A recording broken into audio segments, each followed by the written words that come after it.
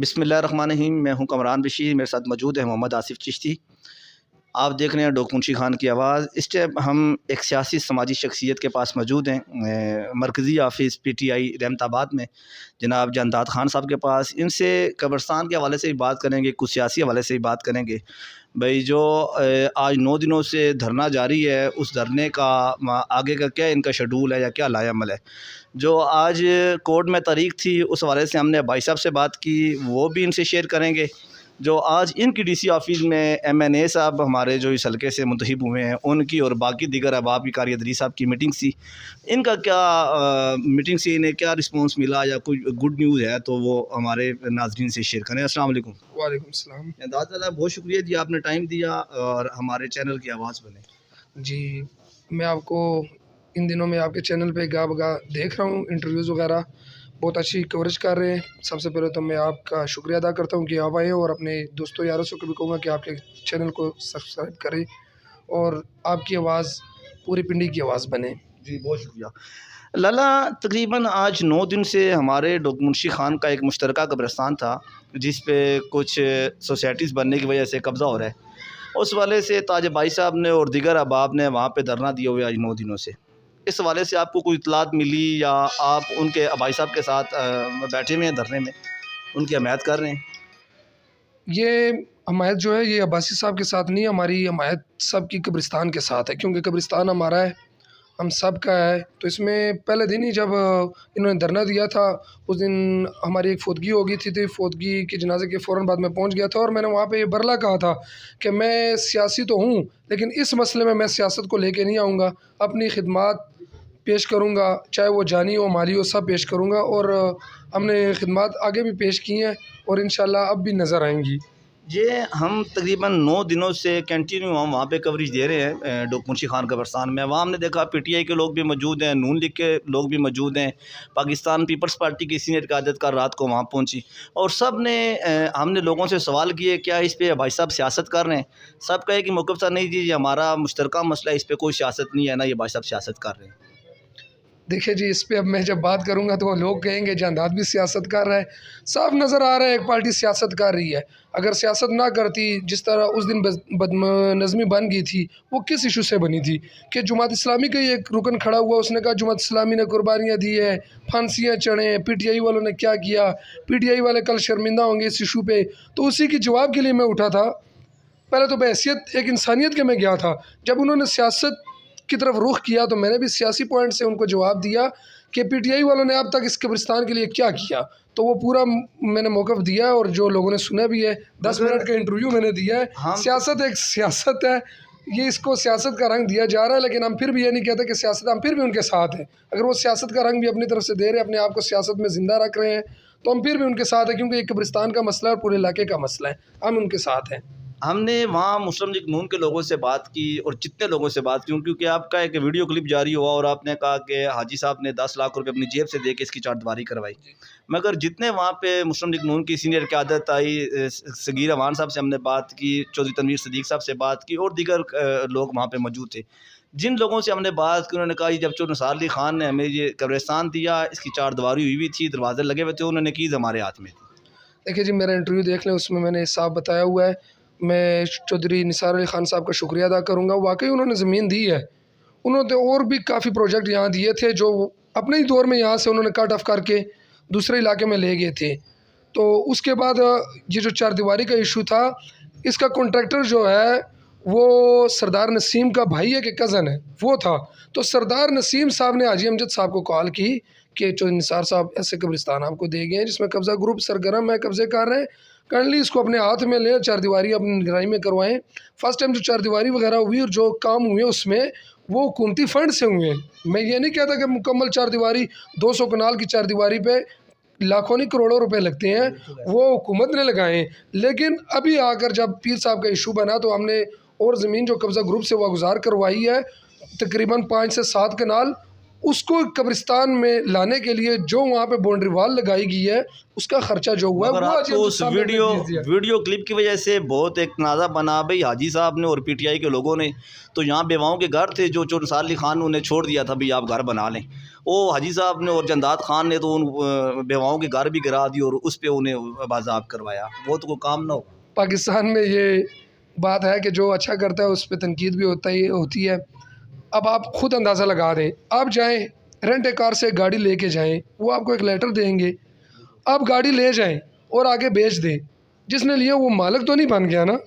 तो सादी सी मिसाल यही है कि ज़मीन सरकार की है, एक बंदा तकरीबन 50 मील दूर के कागज़ लगा के उनको दे रहा है, वो मालिक तो नहीं बन गए। अगर वो कह रहे हैं हमारे पास डॉक्यूमेंट्स मौजूद थे, हम 50 साल से यहाँ पे रैश पजीर थे। डॉक्यूमेंट्स उस खसरे के नहीं है, सरकारी खसरे के डॉक्यूमेंट्स उनके पास नहीं है। वहाँ पे गर्दावर तहसीलदार पटवारी के साथ मिल के जो निशानदेही हुई उसमें जो ज़मीन आई है वो सरकार की ज़मीन है। सरकार की ज़मीन पे ये है कि वो शामिलात के करीब थी, तो वहाँ पे एक कब्ज़ा ग्रुप बैठ गया था और उसने दूसरे इलाके के कागज़ उठा के उन बेचारों को दे दिए। आपको पता है आजकल लोग पटवारी ये तो नहीं करते, या कागज़ जब आपके नाम होते हैं वो लोग आके ये तो वेरीफाई नहीं करते कि हाँ भाई इसी खसरे की इन्होंने जो जगह ली है ये इनके नाम चढ़ रही है, नहीं, वहीं पर सीधा सीधा चीज़ें चढ़ जाती है और आ जाती हैं। तो ये मसाइल है। जो रोड जिस जगह से बन रहा है उस जगह पे हमने देखा वो क्रिश्चियन कम्युनिटी का कब्रिस्तान था। जी जी। और कल हमने वहाँ लोगों को सुना कि क्रिश्चियनों की कब्रें भी अच्छी भली उन्होंने रोड के अंदर दबा दी, बलडोज कर दिया उस पर। आप कल वो हमारी जिनकी नानी की कब्र उसमें बलडोज के नीचे गई और बच्चे की कब्र गई, उन्होंने कल खुद हमारे पास इंटरव्यू नहीं, मैं आपको बता देता हूँ, इसमें ये जो ब्लॉक है ये क्रिश्चियन कम्युनिटी का है, वो बात आपकी ठीक है, लेकिन अभी जहाँ पे रोड बनी है वहाँ तक कब्रें गई नहीं है, उससे काफ़ी पीछे फुटबैरी लगी हुई आपने देखी भी होगी।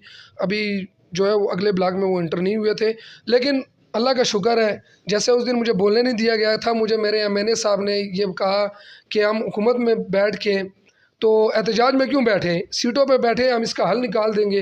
तो उन्होंने हल निकाला। आपको तो वादी के साथ खड़ा होना चाहिए था। तो मैं तो खड़ा हूँ, मैं तो आप 2 दिनों से धरना हुआ, मैंने आपको एक जिरगे में देखा, उसके अलावा मैंने आपको नहीं देखा। उससे पहले भी मैं 2 दिन गया। उसके मुझे ये बताएं वो जो धरना हो रहा है, अभी मैं जाऊंगा तो लोग सियासत की तरफ ले जाएंगे। ये धरना तो पीटीआई का धरना था जो 24 घंटे और 126 दिन रहा है। ये धरना नहीं है कि सुबह चाय एक लेके आ रहा है उसके लिए बंदे इकट्ठे हो गए, दोपहर को खाना एक बंदा देख लेके आ रहा है उसके लिए बंदे इकट्ठे हो गए, रात को बंदे आ रहे हैं वो एक मिनट मेरी बात रात को बंदे आ रहे हैं वो खाना खा रहे हैं, खाना खाने के बाद सब अपने घरों को चले जाते हैं। उसके बाद मैं बदनज़मी के बाद मैं वहाँ पे गया था, मैं चाय लेके, मैं उबले हुए अंडे लेके उनके लिए गया था कि हो सकता है मुझसे कोई गलती हो गई हो, मेरे बुज़ुर्ग है बैठे कुर्बानी दे रहे हैं, हम भी जा रहे हैं, मेरे भाई भी जा रहे हैं, दोस्त यार जा रहे हैं, मेरे पीटीआई के वर्कर बैठे हैं, मौसम ठंडा है। तो मैं वहाँ गया अंडे लेके, उबले हुए चाय लेके, मुझे तो एक बंदा भी नहीं नज़र आया। मुझे तो बहुत दुख हुआ। हम तो रात 10-11 बजे तक वहाँ कंटिन्यू कवरेज करते हैं, उस टाइम तक तो लोग। मैं 11:35 पे गया, 11:35 पे मैंने वहाँ पे बल्कि वीडियो इसीलिए बनाई कि मेरे भाइयों को पता चले कि उसको एहसास हुआ, चाहे वो मेरी गलती थी या उनकी गलती थी। मैं गया हूँ, मैंने कहा चलो जैसे पहले पुराने माहौल में मैं जाके बैठता था दोबारा बैठता हूँ, भाई हमारे धरने में बैठे हुए शायद मेरी ज़रूरत हो, क्योंकि मैं हुकूमत में हूँ और उनके हुकूमत से की बातों से भी आगाह करता कि हुकूमत क्या करने जा रही है आप लोगों के लिए। तो इंशाल्लाह अच्छा ही हुआ है। ये जब इनसे डीसी साहब ने कमिटमेंट की या बाकी अदारों ने इन्हें यकीन दहानी कराई कि हम यहाँ पे काम नहीं करेंगे, मगर एक दिन भाई साहब ने क्लिप बनाया, दूसरे दिन जब सुबह गए तो रातों रात वो रोड कंप्लीट हो गया। तो इस बात पे तो आप भाई साहब को अप्रिशिएट करेंगे कि वो आज 9 दिनों से बैठे हुए उन्होंने काम रुकवा दिया। अगर ये ना जाते तो रोड तो बन जाना था। मैं बता दूँ, जब रोड बनी उससे पहले कोई कमिटमेंट नहीं हुई थी। कौन कहता है कमिटमेंट हुई थी? मेरी भाई साहब से बात हुई है, वो कह रहे हैं हमारी यकीन दहानी कराई थी उन्होंने। आप उनकी यकीन दहानी उसके बाद हुई थी जब वहाँ पे पुलिस की नफरी आ गई थी, उनका काम हो रहा था, जब वो पहुँचे हम पहुँचे, मैं भी गया था वहाँ पे उस टाइम, हमने भी काम रुकवाया, कारी इदरीस साहब के साथ था मैं, मेरे उस्ताद है कारी इदरीस हक्कानी साहब, उनकी बहुत कुर्बानी है इस काम में, उन्होंने हमें बुलाया, जितनी दफ़ा हम गए हम बैठे, उनकी कमिटमेंट उस टाइम हुई थी जब कारी इदरीस साहब और महकमों के साथ खड़े हुए, उन्होंने कहा बस हम काम नहीं करते जब तक बैठ के टेबल पे मसला नहीं हल होता या हाई कोर्ट से फैसला नहीं आता, उसके बाद काम नहीं हुआ। उससे पहले जो रात को जो काम शुरू हुआ है उससे पहले कोई कमिटमेंट नहीं थी उनकी। ये भी जब पहले तो इनकी 20 तारीख थी, 20 तारीख को जब भाई साहब कचहरी की कोर्ट की तरफ गए, लाहौर हाई कोर्ट पिंडी बेंच में, तो जब वो सारी जहाँ से लोग उठ के कोर्ट पहुँचे तो पीछे फिर सर्वे वाली टीमें पहुँच गई थी, वहाँ को यासिर इमरान मुगल ने जाके काम रुकवाया और बंदों को भगाया। नहीं आई सर, ये झूठ है।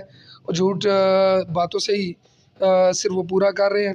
मैं कोई इस हक में नहीं हूँ कि रोड बने, और इंशाल्लाह भी हमारी बात चल रही है। मैं ये खुशखबरी भी आपको दूंगा कि हम पीटीआई वालों ने अब क्या किया, हमारे साथ आज हमारे एमएनए गए हैं, मैं इसकी भी दूंगा। लेकिन ये बात झूठ है। जब से हमारी उनसे कमिटमेंट हुई, क्योंकि हमारे मुतबर इदारे हैं एसपीडी वाले और दूसरी एजेंसियाँ हमारी एजेंसियाँ हैं, क्योंकि एजेंसियाँ जितनी कुर्बानियाँ देती हैं ना, कोई और महकमा नहीं दे रहा। हाँ, ये बात अलग है कि एजेंसियाँ के जो है लोग वो तनख्वाह लेते हैं, लेकिन मुझे ये बताएं, एक बंदा पैसे आप किसी को कहे ना कि मैं आपको देता हूँ 1 करोड़ रुपए अपनी जान दो, कोई भी नहीं देगा। शहादत के जज्बे से ही वो काम करते हैं। तनख्वाह देना रियासत का हक बनता है, और वो दे रहे हैं तनख्वाह, वो तनख्वाह लेके काम कर रहे हैं। हम जो है सियासी लोग हैं, हम अपनी खिदमत पेश कर रहे हैं। आज पहले भाई साहब के 20 को फैसला आना था, 20 को नहीं हुआ, फिर 24 पड़ी, आज 24 को गए, फिर 27 पड़ गई। भाई साहब से हमारी बात हुई, आपको लगता है भाई साहब के हक में ये फैसला हो जाएगा? देखिए जी, आज भी हमारी मीटिंग हुई है। फैसला अल्लाह करे कि अवाम के हक़ में हो, कब्रिस्तान के हक़ में हो। इसमें मैं आप बार बार उनका नाम ले रहे हैं, इसमें सिर्फ उनकी कुर्बानियाँ नहीं है, बिल्कुल अवाम की इस टाइम शाना बिशाना अवाम उनके साथ खड़ी है। इनमें बढ़ चढ़ कर जो रोल अदा कर रहे हैं वो कारी इदरीस हक़ानी साहब भी हैं। बिल्कुल ठीक है ना, तो उनको झुटलाया नहीं जा सकता।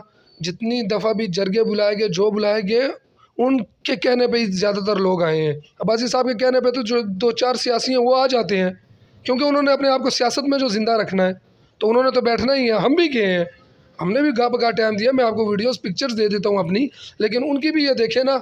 अब इसको मैं क्या नाम दूँ कि जब भी हम गए हैं, हम वहाँ से उठे तो उनके बाद ही उन्होंने वीडियो बनाई है, लोगों से पैगाम पे बात किया है। हम जब निकले हैं तो हमारी तस्वीरें आज तक उन्होंने नहीं चढ़ाई, तो इसको एक सियासी रंग दे रहे हैं मैं ना। आपसे पहले अर्ज कर चुका हूँ, हम 9 दिन से कंटिन्यू वहाँ कवरेज दे रहे हैं। मैंने आपको नहीं देखा, वरना हमारे चैनल पे तो आप रहते। जी, मैं अभी आपको अपनी तस्वीरें दे देता हूँ, आप वहाँ पे इंटरव्यू कर रहे हैं, तो फिर आप वहाँ, वो जिरगे वाले दिन की बात है। जरगे वाले दिन से हट के भी मैं आपको पिक्चर दे दूंगा। जिरगे वाले दिन से हटकर मैंने आपको नहीं देखा, बस आपने नहीं देखा ना जी। हमारे तो आपको पता है, हमारे लोगों ये वैसे ही मेरी बात सुने, मेरी बात सुने। अब अगर वहाँ पे जाऊँ बार बार आप लोगों के आगे, मैंने इलाके के लिए जाना है ना, कब्रिस्तान के लिए जाना है, मैंने कोई फ़ोटो सेशन के लिए तो नहीं जाना।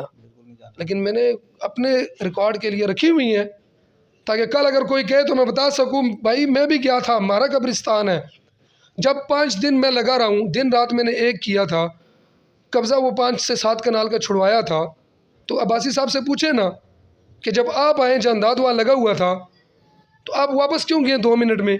जानदाद ने कहा कि अब्बासी साहब रुके, कब्रिस्तान की ज़मीन पे कब्ज़ा है। अब्बासी साहब के अल्फाज क्या थे, ये उनसे पूछे ना। वो तो कह रहे थे यार जानदाद तू तो मौत के मुँह में सर दे रहा है। अच्छा, ये बात हुई थी जी, और मैं तो जा रहा हूँ। कारी अदरीस साहब ने कहा था कि अगर MPA MNA साहब हमारे साथ यहाँ के अवाम के साथ नहीं बैठते तो हम नेक्स्ट टाइम वो अगर इस हल्के में आएंगे तो हम उनके अंडों और टमाटरों के साथ इस्तकबाल करेंगे। मगर 2 दिन पहले कारी अदरीस साहब और आप काफ़ी लोग यहाँ से लाल हवेली गए, वहाँ से कोई आपको अच्छा रिस्पॉन्स मिला? और क्या आप इस हक में थे भाई MNA साहब के पास आप गए या उन्हें आपके पास आना चाहिए था धरने वालों के पास? वैसे मुझे तो ये महसूस हो रहा है कि सियासी मैं नहीं हूँ, आप है, क्योंकि आप तनकीद का निशाना कारी इदरीस को बना रहे हैं। गंदे अंडों की तरफ लेके, मेरी बात, मैं निशाना नहीं बना रहा, जो बात हुई हमारे पास मौजूद है। गंदे अंडों की तरफ लेके जा रहे हैं। इसी तो कई बातें तो ताज अब्बासी साहब ने भी की हैं महकमों के खिलाफ, आपने तो 2 अल्फाज भी नहीं अदा किए। मैं तो लाइव चलाते हैं। लेकिन चले खैर, अल्लाह आपको इसका अजर दे कि आप गा बगा अवाम को इतला दे रहे हैं। देखें MNA साहब है वहाँ पे, मैं एक MNA का फोकल पर्सन हूँ ना, मैं आया हूँ, उनको कितनी तकलीफ़ हुई है, मुझे बोलने नहीं दिया गया। आप बताएं, मैंने कोई गैर अखलाकी बात की थी? मौक़िफ़ ही बयान कर रहा था ना, कोई गैर अखलाकी बात मैंने नहीं की। सिर्फ उनको तकलीफ़ इसलिए हो रही थी कि कादियानी वाले इशू पे भी क्रेडिट आवाज़ उन्होंने उठाई थी, और क्रेडिट हम नहीं, मैं कह रहा हूँ, मैंने उसमें भी कहा है कि आवाज़ उन्होंने ही उठाई थी, लेकिन हम हुकूमती बेंचों पे है ना, हटाया तो हमने भी था, हमने ही हल करना था ना। तो यही बात हम उन्हें आज भी कह रहे हैं कि मसला आज भी हमने ही हल करना है। मगर जो हुकूमत को शऊर दिलवाया वो तो फिर ताज भाई साहब और कारी अदरीस साहब थे। देखिए, आज भी MNA साहब ने यही कहा कि पहले दिन से ही मैं MNA MPA के साथ और ताज अब्बासी और कारी इदरीस हक़ानी के साथ राब्ते में हूँ कि आए बैठे मेरे पास, इस मसले को हल कर दें। ताज अब्बासी साहब सियासत में अपने आप को ज़िंदा रखने के लिए उनके पास जा ही नहीं रहे, MPA साहब हमारे यहाँ है नहीं है, वो उम्रा करने के लिए गए हैं। आप तारीख उठा के देख लें, जब से धरना है वो यहाँ पे है ही नहीं, तो वो बेचारे कैसे उम्रा छोड़ के आ जाए। वैसे तो हमारे इत्तलात के मुताबिक जो MNA साहब है उनकी रिहाइश जहाँ पाम सिटी में, जी जी तो वो तो रोज़ाना यहाँ से गुजरते हैं, आते जाते हैं। इज़हार यकजहती के लिए अवाम के साथ 2 मिनट चले जाते तो क्या फ़र्क पड़ना था। मैं आपको बताता हूँ, इसमें समाजी काम बहुत कम है, सियासी इशू ज़्यादा है। MNA साहब मेरे चले जाते, वहाँ पे कोई भी वो तो PTI की बल्ले बल्ले हो जानी थी। नहीं, वहाँ पे कोई ऐरा गैरा उठ के दूर से वीडियो बना के कोई गंदे अल्फाज इस्तेमाल कर देता, कोई वोटिंग कर देता, मेरे MNA की बेइज्जती है ना। तो MNA ने जब जगह रखी हुई है, लाल हवेली पे वो 12 घंटे बैठते हैं, तो इनको क्या तकलीफ़ है कि एक सेटिंग MPA के MNA के पास जाएं और बैठें। हम गए ना, कारी इदरीस हक्कानी साहब हमारे साथ गए हफ्ते वाले दिन, उन्होंने यकीन दहानी करवाई, SPD वालों को, कमिश्नर को और सबको कॉल किए हैं। आज का टाइम फिक्स हुआ था, आज हम गए, कुछ सलूबी से मसला हल हो गया। आप कहते हैं MNA साहब को नहीं आना चाहिए? नहीं आना चाहिए था, बिल्कुल उनको वहाँ पे इसलिए नहीं आना चाहिए था क्योंकि अगर आना चाहिए था, जब पहले दिन ही बात हुई थी ताज अब्बासी के साथ हमारे MNA की, तो ताज अब्बासी ये कह देते कि आप इधर आ जाएं। आज आपकी मीटिंग हुई DC ऑफिस में, बाकी अदारे के लोग भी मौजूद थे, उसमें क्या कुछ गुड न्यूज़ आई सामने? जी क्यों नहीं आई, इदारे वाले बैठे हुए थे, हम बैठे हैं, MNA साहब बीच में गारंटर थे। मुझे आप ये एक चीज़ छोटी सी बता दें कि जब भी एक फ़ैसला होता है, एक जरगा होता है, उसमें जब तक ज़िम्मेदार बंदा ना हो, वो जरगा पाए तकमील तक पहुंच सकता है। मुझे आप ये चीज़ थोड़ी देखें, अभी SPD वालों ने वहाँ से रोड बनानी है, मैं उठ के, मेरे पास कोई ओहदा नहीं है, कोई इख्तियारात नहीं है, मैं उनसे कैसे कमिटमेंट करूँ, बैठूँ पेपर वर्क पे बात करूँ। हमारे MPA साहब और MNA साहब ज़िम्मेदार बंदे हैं, वो एक सीट पे बैठे हैं, उनके अल्फाज भी आजकल मायने रखते हैं, उनका जो लेटर पैड है वो भी मायने रखते हैं। आज वो बैठे हैं हमारे साथ जरगे में, अल्लाह ने किया, उन्होंने ज़िम्मेदारी उठाई है और बात हल की तरफ निकल पड़ी है। क्या जिम्मेदारी उठाई, किस हाल की तरफ जा रहे हैं? देखें जी, आज हमारा फ़ैसला ये हुआ है फाइनली, SPD वालों ने ये यकीन दहानी करवाई, MNA साहब बैठे हुए थे, कारी इदरीस हक्कानी साहब और बाकी मुअज़्ज़िज़ीन बैठे हुए थे। उन्होंने ये कहा कि ये रोड जो है, पहले तो देखो बात ये थी, ये रोड जो बननी थी ना, हमें इस पे ये तहफ़्फ़ुज़ात थे कि एक तो इसके बाउंड्री वाल करके ये बंद कर देंगे, उस इलाकों को भी नुकसान होगा, हमारी ज़मीन भी नुकसान। आज उन्होंने ये भी बावर करवाया कि हम कोई दीवार वगैरह नहीं बनाएंगे, दीवार यहाँ पे नहीं होगी। जो 60 फुट रोड है, ये 80 फुट कहते हैं। उन्होंने कहा जी हम ये आपको लिख के देंगे कि 60 फुट रोड रहेगी और रोड के साथ फुट बैरियर जैसे आप कहेंगे वैसे बना के देंगे। और जो रोड के उस साइड पे जितनी ज़मीन आएगी जो आ रही है कब्रिस्तान की, उसमें आप कब्रें बनाएं, रोड के साथ कब्रें बनाएं, कोई इशू नहीं। ये भी उनसे कमिटमेंट होगी जिसकी ज़िम्मेदारी हमारे MNA साहब ने उठाई है। और ये बात भी होगी है कि जितनी रोड वहाँ पे बन रही है, एक तो इलाके को फ़ायदा होगा, दूसरी जितनी रोड बन रही है उसके मुतबादिल हमें वो जगह देंगे। जो बैक पे हमारे कब्रिस्तान के साथ टच होती है वहाँ से वो इसका हमें कोई सरोकार नहीं है, चाहे वो कब्ज़ा ग्रुपों से छुड़ा के दे, चाहे वो अपनी दे, हमें हमारा 200 कनाल कब्रिस्तान देंगे। तो भाई साहब टूट जाना चाहिए, अभी इतनी बड़ी पेशकश होगी है तो फिर भाई साहब को भी धरना खत्म कर देना चाहिए। इंशाल्लाह आज आपको रात को खुशखबरी मिल जाएगी। भाई साहब से मेरी बात हुई, वो कह रहे हैं जब तक तहरीरी तौर पे हमें लिख के MNA साहब या SPD वाले, तब तक तो हम जो देखें, ज़मीन पे यकीन नहीं जी अब्बासी साहब ये कह रहे हैं, उनको अगर MNA पे भी यकीन नहीं है तो किस पे होगा। वो कह रहे हैं तहरीरी फैसला। मैं आपको बताता हूँ, अभी मुझे ये आप बताएं, हाई कोर्ट से फैसला आ जाता है, SPD वालों के हक में आ जाता है, तो हम क्या करेंगे? वो कह रहे हैं हम फिर कचहरी चौक में जाके बैठेंगे जी, वो फिर हम सुप्रीम कोर्ट में जाएंगे। जी जी यही होगा। हमने SPD वालों को भी यही कहा कि अगर हमारे हक में फ़ैसला आ जाता है तो आपने सुप्रीम कोर्ट जाना है, अगर आपके हक में आ जाता है तो हमने सुप्रीम कोर्ट जाना है, बैठ के टेबल पे मसला हल होना है। तो टेबल पे बैठे, उसके बाद 5 रुकनी कमेटी बनी हमारी तरफ से, जिसमें हमने अपना नाम नहीं दिया। अगर सियासत चमकाते तो हम अपना नाम देते ना। हमने नाम किसका दिया? फर्स्ट पे कारी इदरीस हक्कानी साहब का, सेकंड पे PP 13 के कोऑर्डिनेटर है चौधरी नासिर साहब MPA के, उसका दिया। चौथे नंबर पे जिसने जो पिटिशन बने हमारी तरफ से शाह साहब, उनका नाम दिया, और ताज अब्बासी साहब का नाम दिया।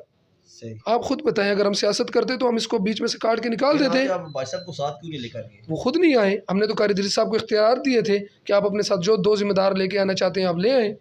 कारी इदरीस साहब आपको जिम्मेदार नहीं मेरी नजर भाई आते। साहब से बात हुई थी, आपने शायद क्लिप भी देखा हो, हमारे यहाँ पे सोशल मीडिया पे हमने चलाया था।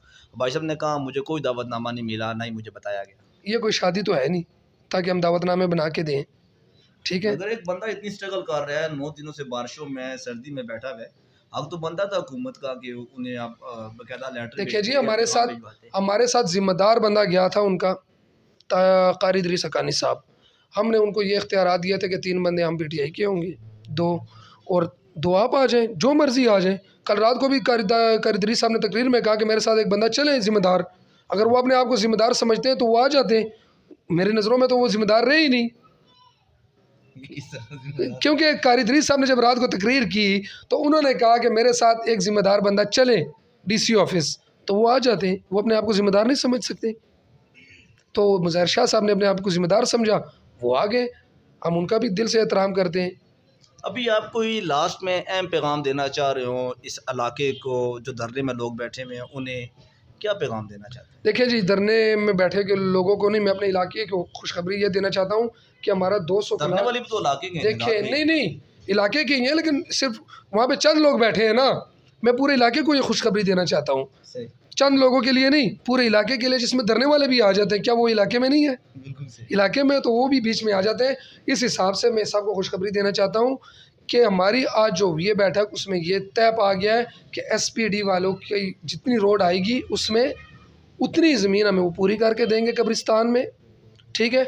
अगर कब्रिस्तान की ज़मीन पूरी ना हुई तो हमारे पास भी आखिरी हाल ये, मैंने कुछ सबको भी कह दिया, हम भी बैठेंगे सड़कों पे, क्योंकि हमारा कब्रिस्तान जा रहा है। आप निकलेंगे फिर सड़कों पे जी भाई जी साहब जी के जी साथ, वो गुचारी चौक अब्बासी की तरफ साहब बढ़ेंगे? के साथ नहीं, हम कारी इदरीस हक्कानी साहब के साथ निकलेंगे। कारी इदरीस हक्कानी साहब और भाई साहब तो एक पेज पे खड़े हैं, क्योंकि आज जिम्मेदारी पेश की है कारी इदरीस हक्कानी साहब ने, तो इंशाल्लाह हम उनकी ज़ेर क़यादत जाएंगे, भरपूर तरीके से जाएंगे, अपनी टीम लेके जाएंगे, अपने भाई लेके जाएंगे, अपने बुजुर्ग लेके जाएंगे। अगर उसे लीड कारी इदरीस साहब करें या ताज भाई साहब? जी जी जी जी जी, हम जाएंगे। ठीक है सर, ठीक है। बहुत शुक्रिया नाजरीन, आपने सुना जंदाद खान साहब ने बहुत बड़ी खुशखबरी भी सुनाई और धरने वालों के साथ ये कह रहे हैं मैं तो शाना पे शाना खड़ा हूँ, पहले भी खड़ा था, अब भी खड़ा हूँ, और उन्हें तो चाय और अंडे भी खिलाए गए, हमें तो नहीं पता चला।